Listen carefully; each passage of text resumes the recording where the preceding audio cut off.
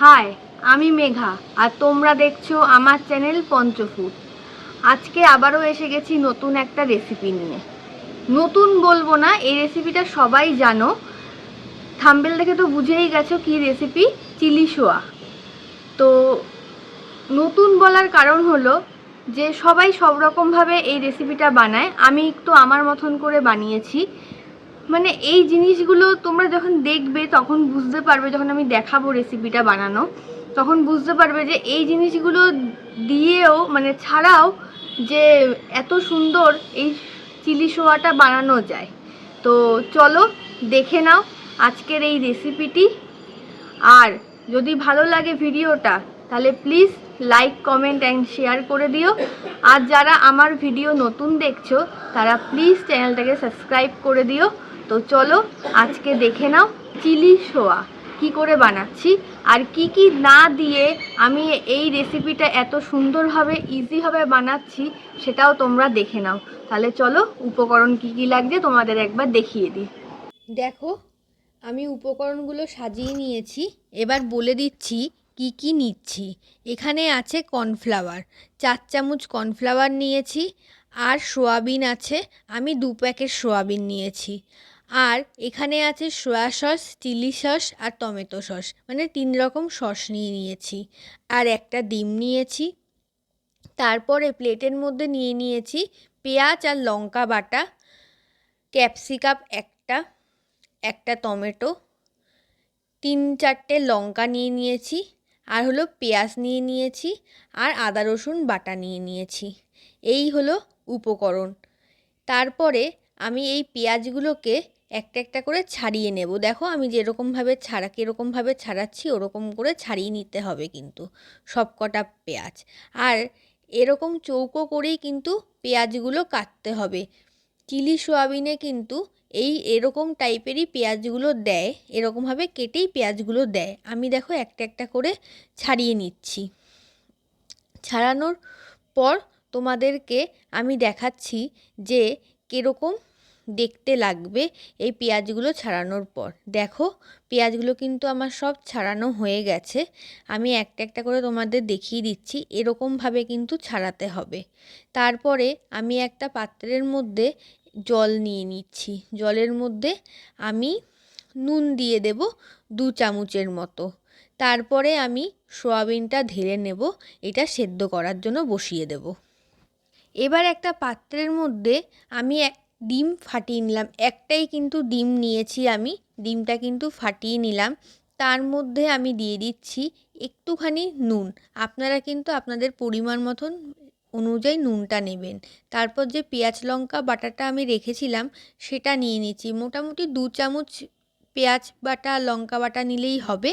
আর নিয়েছি আদা রসুন বাটা, 1/2 চামচের মতন আদা রসুন বাটা আপনারা নিয়ে নেবেন। তারপরে কিন্তু ভালো করে ডিমটা আর মশলাগুলো ফাটিয়ে নেব, খুব ভালো করে কিন্তু ফাটাতে হবে, যেন ডিম ফাটাতে যেমন সাদা সাদা হয়ে যায় ওরকম যেন হয়ে যায় ফাটাতে। এই দেখো আমি কিন্তু কীভাবে ফাটাচ্ছি সেটা দেখে নাও তোমরা। এরকমভাবেই কিন্তু ভালো করে ডিমটা আর আদা রসুন পেঁয়াজটা কিন্তু ফাটিয়ে নেবে। তারপরে কিন্তু আমি কর্নফ্লাওয়ারটা নিয়ে নিলাম।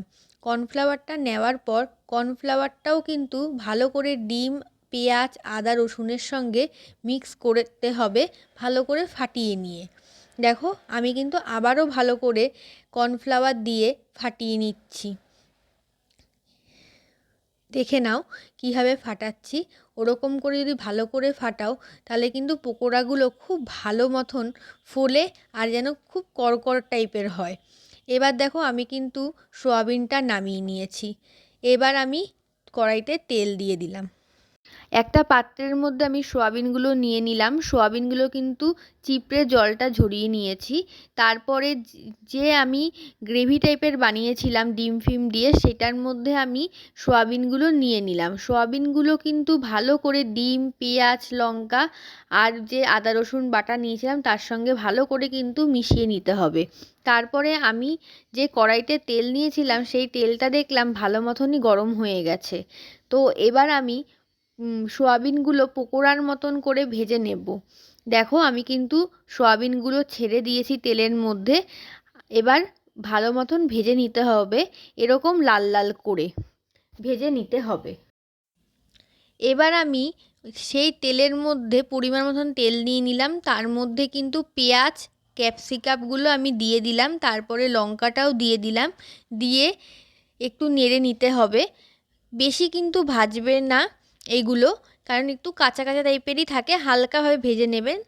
তারপরে আমি দিয়ে দিলাম এখানে নুন স্বাদ মতো, আপনারা আপনাদের স্বাদ মতো নুন দেবেন এখানে। তারপরে আবারও আমি ভালো করে নেড়ে নিলাম। তারপরে আমি এখানে দিয়ে দেব টমেটো কুচিগুলো, টমেটো কুচি আর হলো তারপরে আদা রসুন পেস্ট দিয়ে দিলাম 1 চামচের মতো, দিয়ে ভালো করে নেড়ে নিচ্ছি আমি। দেখুন বেশি ভাজবেন না, আঁচ কিন্তু কমই রাখবেন, হালকাভাবে ভেজে নিতে হবে পেঁয়াজ টমেটো আর ক্যাপসিকামগুলো। তারপরে আমি এখানে দিয়ে দেব সয়া সস, সয়া সস দেবো আমি 2 চামচ, 2 মুটকির মতো, আমি এখানে মুটকিতে মেপে দিয়েছি, আপনারা চামচে মেপেও দিতে পারেন। তারপরে আমি এরকম একটা হাতার মধ্যে নিয়ে নিয়েছি, এটা আমার সুবিধা হয় হাতা দিয়ে মেপে নিতে। এরকম এক হাতা আমি নিয়েছি চিলি সস, আরেক হাতা নিয়েছি আমি টমেটো সস। নেওয়ার পরে আমি আবারও ভালো করে মশলার সাথে মিশিয়ে নিলাম সসগুলো।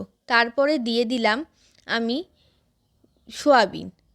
দেখুন সয়াবিনটা আমি দিয়ে দিয়েছি কড়াইয়ের মধ্যে, ভালো করে সসের সাথে আমি কিন্তু ভালো করে মিক্স করে নিচ্ছি সয়াবিনটা। এবার আমি ভালো করে মশলাটার সাথে সয়াবিনটা কষিয়ে নেওয়ার পর এখানে আমি 2 বাটির মতন উষ্ণ গরম জল দিয়ে দিলাম, দিয়ে ভালো করে নাড়িয়ে নিচ্ছি আমি। ভালো করে নাড়িয়ে নেওয়ার পর আঁচটা কিন্তু ফুটে আসলে কিন্তু আঁচটা কমিয়ে দিতে হবে।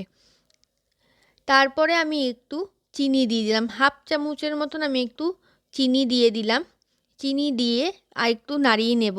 দেখো আমার মশলাটা কিন্তু কষে এসেছে, তারপরেই কিন্তু আমি চিনিটা দিয়েছি। আমি কিন্তু ভালো করে চিনিটার সাথে নাড়িয়ে নিলাম যেন চিনিটা গলে যায়। এই দেখো আমার কিন্তু চিলি সোয়া রেডি হয়ে গেছে, দেখো কেমন লাগছে দেখতে। আমি তোমাদের সামনে কিন্তু একটা সুন্দর করে প্রেজেন্ট করে এনেছি। ভালো লাগলে কিন্তু একটা লাইক শেয়ার আর কমেন্ট করে জানিও তোমাদের কেমন লাগলো। আর হ্যাঁ, আমি কি দিইনি, আমি কিন্তু আজিনামোটোর আর কিন্তু ঝোলের মধ্যে অ্যারারুট দিইনি, যেটা দোকান ফোকানে সব জায়গাতেই দেয়, তোমরাও হয়তো দাও, কিন্তু এইগুলো না দিয়েও যে এত ভালো রান্না করা যায় সেটা দেখলে তো বুঝতেই পারছো। এই যে আমি বানিয়ে ফেলেছি চিলি সোয়া, দেখে নাও লুকটা কত ভালো লাগছে দেখো।